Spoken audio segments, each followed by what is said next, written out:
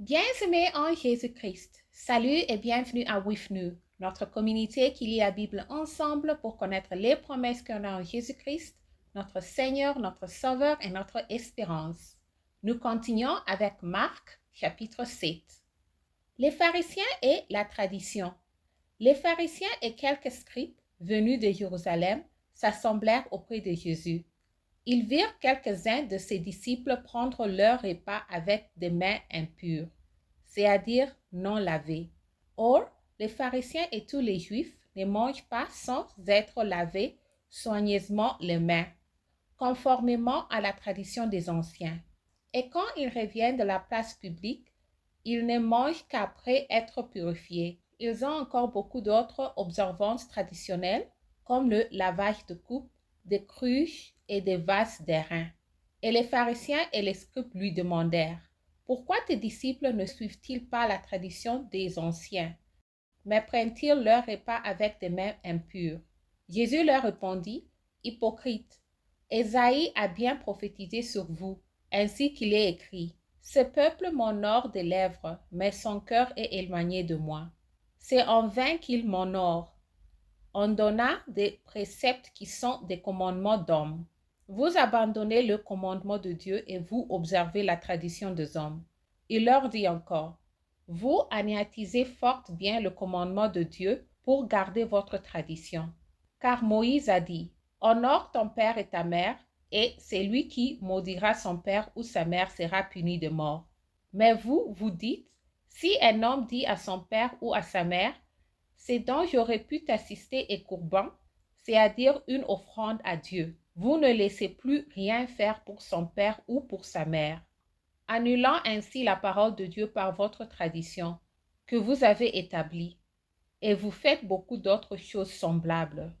Ensuite, ayant de nouveau appelé la foule à lui, il lui dit, « Écoutez-moi tous et comprenez. Il n'est hors de l'homme rien qui entra en lui puisse le souiller, mais ce qui sort de l'homme, c'est ce qui le souille. Si quelqu'un a des oreilles pour entendre, qu'il entende. » Lorsqu'il fut entré dans la maison, loin de la foule, ses disciples l'interrogèrent sur cette parabole.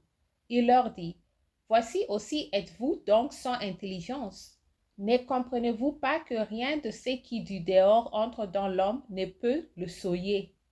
Car cela n'entre pas dans son cœur, mais dans son ventre, puis s'en va dans les lieux secrets, qui purifient tous les éléments. » Il dit encore, « Ce qui sort de l'homme, c'est ce qui souille l'homme, car c'est du dedans, c'est du cœur des hommes, que sortent les mauvaises pensées, les adultères, les impudicités, les meurtres, les vols, les cupidités, les méchancetés, la fraude, le dérèglement, le regard envieux, la calomnie, l'orgueil, la folie. Toutes ces choses mauvaises sortent du dedans et souillent l'homme. » Jésus sur le territoire de Tyr et des Sidon. La femme cananienne. Jésus étant parti de là, s'en alla dans le territoire de Tyr et des Sidon. Il entra dans une maison, désirant que personne ne lui suit, mais il ne put rester caché, car une femme dont la fille était possédée d'un esprit impur entendit parler de lui et vint se jeter à ses pieds. Cette femme était grecque, syrophénicienne d'origine.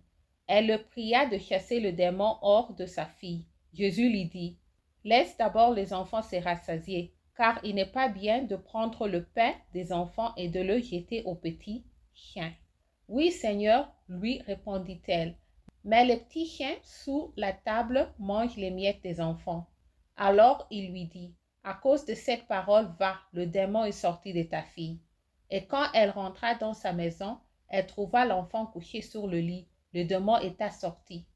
Jésus de retour vers la mer de Galilée, guérissant d'un sourd muette. Jésus quitta le territoire de Tyr et revint par Sidon vers la mer de Galilée.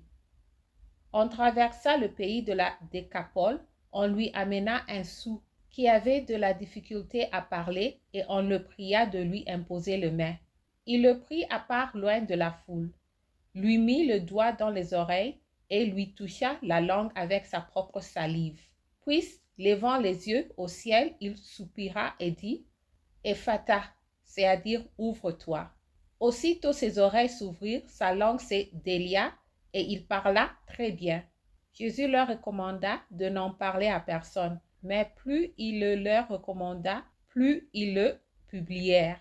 Il était dans le plus grand étonnement et disait, « Il fait tout à merveille, même il fait entendre le sourd et parler le muette. » Merci d'avoir lu ensemble. J'améliore mon français en lisant la Bible. Restez en Jésus-Christ et shalom.